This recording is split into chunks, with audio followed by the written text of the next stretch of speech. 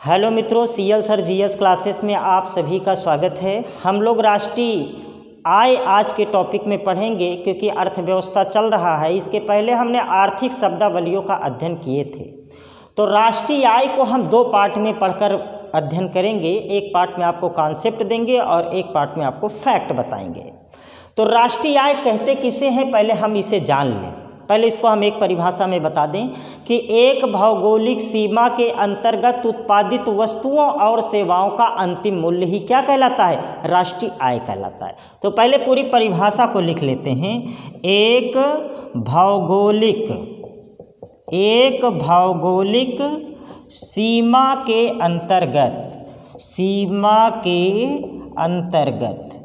उत्पादित वस्तुओं और सेवाओं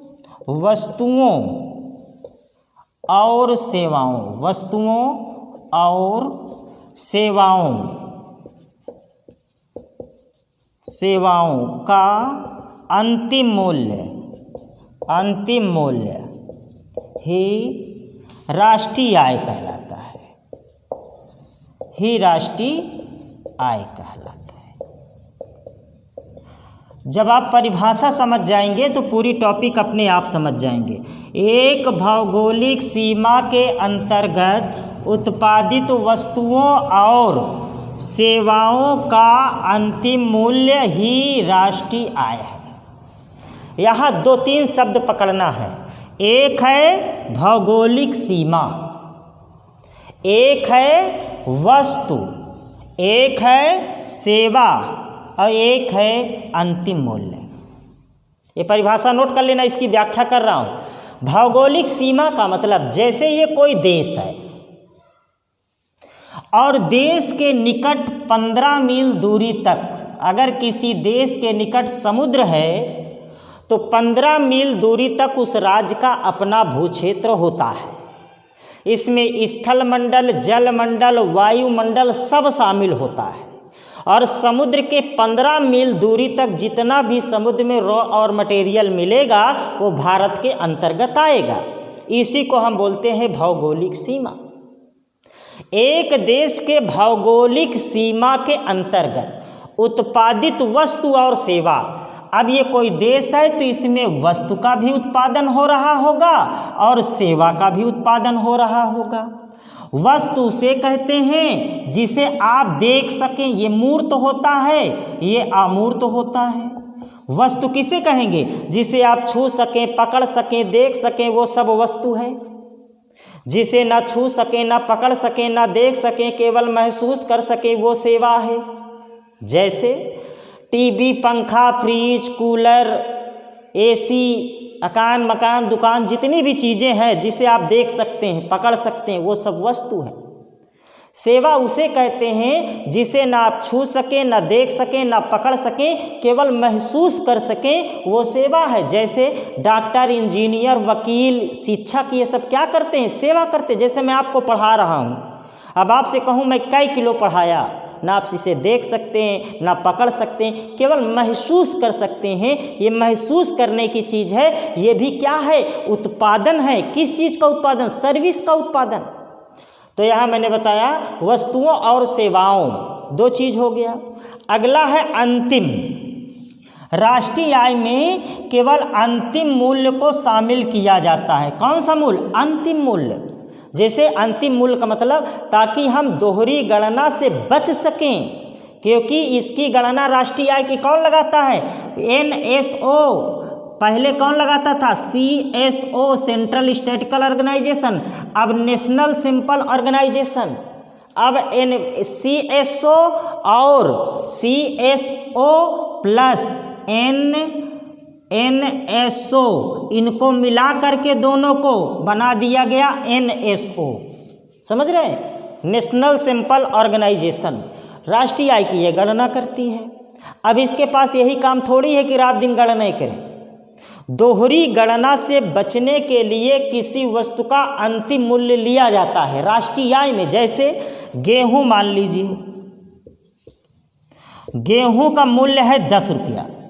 फिर ये बना आटा, आटा सीधी सी बात है 15 हो जाएगा। फिर ये जाएगा थोक विक्रेता, ये 20 हो जाएगा। फिर ये जाएगा फुटकर विक्रेता, ये 25 हो जाएगा। और फिर अंतिम में जाएगा किसके पास, कंज्यूमर, उपभोक्ता के पास, तो ये हो जाएगा 30 रुपये। एक एग्जाम्पल से आप समझिए इसे।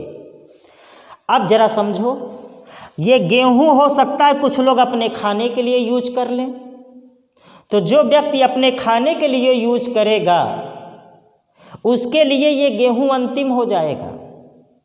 लेकिन अगर व्यापार के लिए है तो यहाँ पे उपभोक्ता के पास ये अंतिम हो जाएगा। खाने के लिए यूज कर रहा तो इसे अंतिम मूल्य में शामिल कर लेंगे, लेकिन बेचने के लिए यूज कर रहा है तो इसको यहाँ पे हम शामिल करेंगे।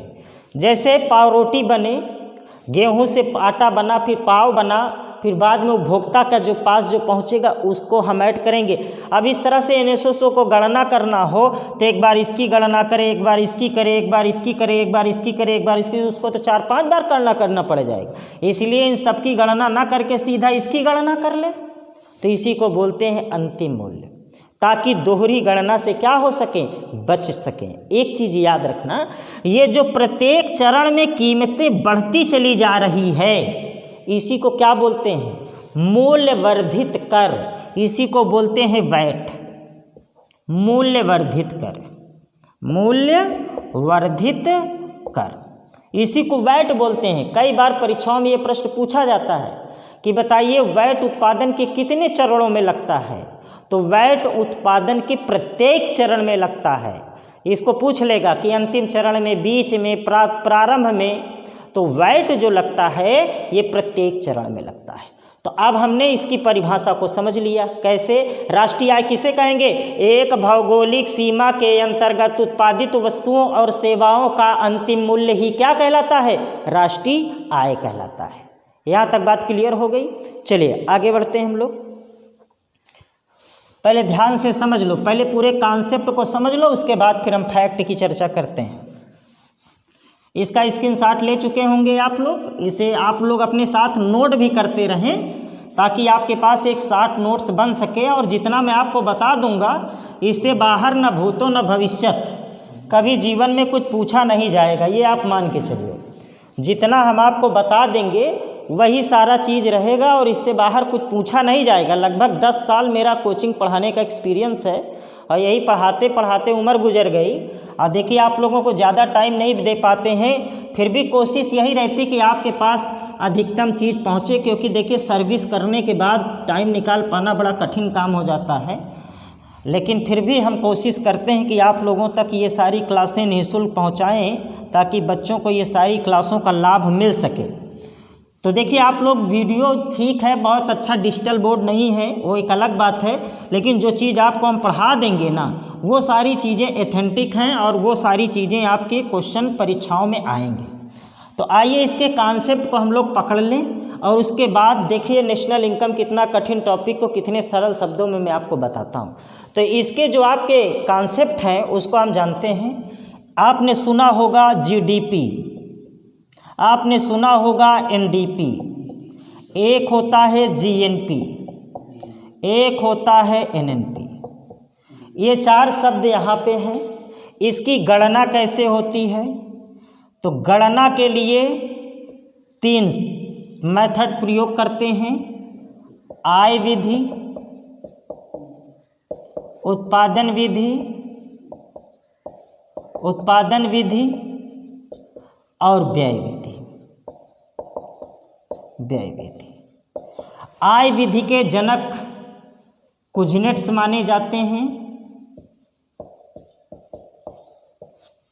ये इस कॉन्सेप्ट को आप समझिए, GDP, NDP, GNP, NNP, ये आपका कॉन्सेप्ट है। फैक्ट मैं आपको दूसरे क्लास में दूंगा। अब इसको निकालने के देखिए 2 तरीके होते हैं। एक होता है FC फैक्टर कॉस्ट, एक होता है मार्केट प्राइस। सभी में ध्यान दीजिए, factor cost, market price, factor cost, market price, factor cost, market price. अब एक एक शब्द को मैं तोड़ देता हूँ। G का मतलब ग्रास, सकल, ग्रॉस सकल। D का मतलब डोमेस्टिक, घरेलू। पी का मतलब प्रोडक्ट, उत्पाद, ग्रॉस डोमेस्टिक प्रोडक्ट, सकल घरेलू उत्पाद। जी का मतलब ग्रास, डी का मतलब डोमेस्टिक, पी का मतलब प्रोडक्ट, सकल घरेलू उत्पाद। एफ का मतलब फैक्टर, साधन। सी का मतलब कॉस्ट, लागत। ये सब नोट कर लेना, तोड़ देता हूँ पूरे टॉप शब्द को। एम का मतलब मार्केट, बाजार। पी का मतलब प्राइस, कीमत।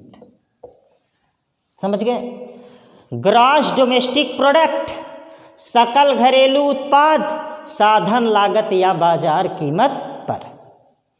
अब यहाँ चेंज, यहाँ एन का मतलब नेट, शुद्ध, बाकी वही चीज है। नेट डोमेस्टिक प्रोडक्ट, साधन लागत और बाजार कीमत पर। शुद्ध घरेलू उत्पाद, देखो यहाँ जी हट गया, अब यहाँ एन आ गया तो शुद्ध जोड़ दो। शुद्ध घरेलू उत्पाद, साधन लागत और बाजार कीमत पर। यहाँ एन का मतलब है नेशनल, राष्ट्रीय, बाकी वही चीज पढ़िए। ग्रॉस नेशनल प्रोडक्ट मतलब सकल राष्ट्रीय उत्पाद, साधन लागत बाजार कीमत पर। यहाँ एक एन का मतलब है शुद्ध, नेट, और एक का मतलब है राष्ट्रीय, नेशनल, और एक का मतलब पी, प्रोडक्ट, उत्पाद। इसको आप नोट कर लीजिए, बाकी सब में यही रहेगा। इतना नोट करिए तो इसकी गणना में तुरंत आपको बताऊं कि इसका मतलब क्या है। नोट कर लीजिए और स्क्रीनशॉट ले लीजिए। जीडीपी, एनडीपी, जीएनपी, एनएनपी, आप सुनते सुनते इसमें परेशान रहते हैं। मैं आपको एकदम शॉर्टकट मेथड में बता देता हूँ, फिर उसके बाद गणना बता देता हूँ, उसमें फैक्ट बता देता हूँ। जितना बताऊँगा यही प्रश्न आएगा। नोट कर लिए? स्क्रीनशॉट ले लीजिए अच्छे से, फिर उसके बाद हम इसको समझाते हैं। चलिए, हो गया? चलिए आगे बढ़ते हैं। आइए, इसको भी आपने लिख लिया होगा, बाद में इसको समझाते हैं। तो देखिए, जैसे ये कोई देश है, अब इसमें तमाम सारे व्यक्ति हैं। मान लो ये बढ़ई है, ये कोई काम कर रहा है, ये मोची है, ये सब्जी बेच रहा, आलू बेच रहा, टमाटर बेच रहा, शिक्षक है, वकील है, ये तमाम सारे व्यक्ति हैं, तो कुछ ना कुछ पैसा कमा रहे हैं। तो इन सभी व्यक्तियों की आय को हम जीडीपी कहते हैं। ध्यान से समझना, एक देश के समस्त व्यक्ति की आय को क्या कहते हैं? जीडीपी। पहले इसको समझिए, फिर इसको हम बताते हैं। एक देश के समस्त व्यक्ति की आय को हम जीडीपी कहते हैं। और जब इसमें से हम डिफरेंशिएशन निकाल दें, हारास्य, तो जो शुद्ध बचता है उसे हम एनडीपी कहते हैं। समझ गए? जैसे चावल है, धान है, धान को आपने क्या किया? उसको कड़ा लिया।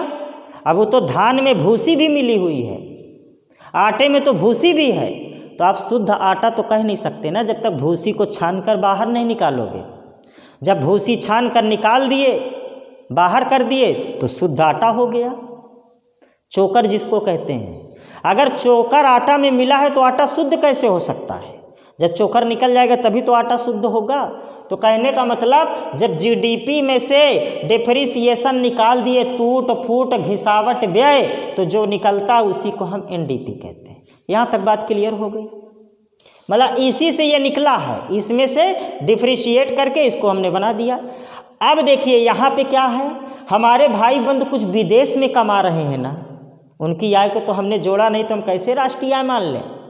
तो जो विदेश से भाई बंधु हमारे देश में पैसा बेचता है, उसकी आय को जोड़ लेते हैं तो जीएनपी हो जाता है। और यहाँ से तो भी कुछ विदेशी लेके जाते हैं पैसा, तो यहाँ से जो पैसा गया और वहाँ से जो पैसा आया, दोनों का हस्तांतरण भुगतान करने के बाद जो निकलता है वही क्या होता है?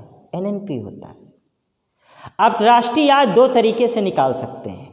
जैसे इस मार्का की कीमत निकालना है तो दो तरीके से निकाल सकते हैं। एक तो इसमें लागत कितनी लगी है, साधन लागत, फैक्टर कास्ट।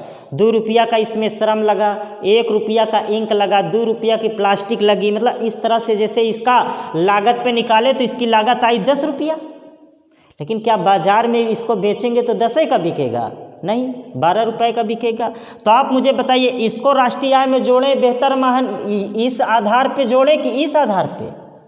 तो इसको हमेशा किस पर? लागत पे जोड़ते हैं। किस पर? एफसी पे, फैक्टर कास्ट पे। इसी में शुद्ध दिखता है। समझ गए? मतलब शुद्ध लागत। अब देखो, जैसे आपको बताऊं, आपने एक जिगर वाला मूवी देखा होगा, उसमें एक रहता है तो वो क्या करता, गुब्बारा फुला के पूरे शरीर में अपने लगाए रहता है। देखने में तो मोटा दिख रहा है, लेकिन रियल बॉडी उसकी वो नहीं है, क्योंकि वो तो हवा भरा है। तो अगर हम कहें कि हमारी देश की राष्ट्रीय आय 12 है, ये तो गलत है ना, क्योंकि रियल में तो 10 है, वो तो वैट वगैरह सब जुड़ा है। तो राष्ट्रीय आय को हमेशा किस पर निकालते हैं, एफसी पे निकालते हैं। इस चीज़ हमेशा याद रखना, किस पे, एफसी पे। इसलिए आईएएस में एक बार प्रश्न पूछा है, एनएनपी इक्वल टू एफसी ही राष्ट्रीय आय है। इस तरह से प्रश्न बनाया था, NNP equal to MP, GNP equal to FC, GNP equal to MP. अब पूछा था, ये आईएएस में आया हुआ प्रश्न है, और ये पूछा गया कि बताओ इसमें राष्ट्रीय आय क्या है। तो सीधी सी बात है, सब यहाँ से घटा पिटा कर यहाँ आ गए, तो एनएनपी इक्वल टू एफसी ही राष्ट्रीय आय है। बात समझ गए, ये इसका मूल कॉन्सेप्ट है। इसको आप 2-1 बार रिवाइज करके सुन लेना, देख लेना। अब नेक्स्ट क्लास में, क्योंकि वीडियो बहुत बड़ी हो जाएगी, इसलिए नेक्स्ट क्लास में हम आपको इसकी गणना और इसके फैक्ट के बारे में बताएंगे। तो आज की क्लास मित्रों यहीं तक। आप इसे मैक्सिमम लोगों तक पहुंचाने का काम करें, और बहुत सरल शब्दों में, बहुत सरलीकृत करके आप लोगों को बताया जाएगा, पढ़ाया जाएगा, और अधिक से अधिक लोगों तक, क्योंकि मेरा मकसद है मैक्सिमम लोगों तक इसे पहुँचाना। क्योंकि मैं खुद ऑलरेडी लेक्चरर हूँ, तो अब उतना टाइम मिल नहीं पाता, फिर भी कोशिश करता हूँ जो भी टाइम मिलता है कि आप लोगों को मैं सेवा कर सकूँ। धन्यवाद मित्रों।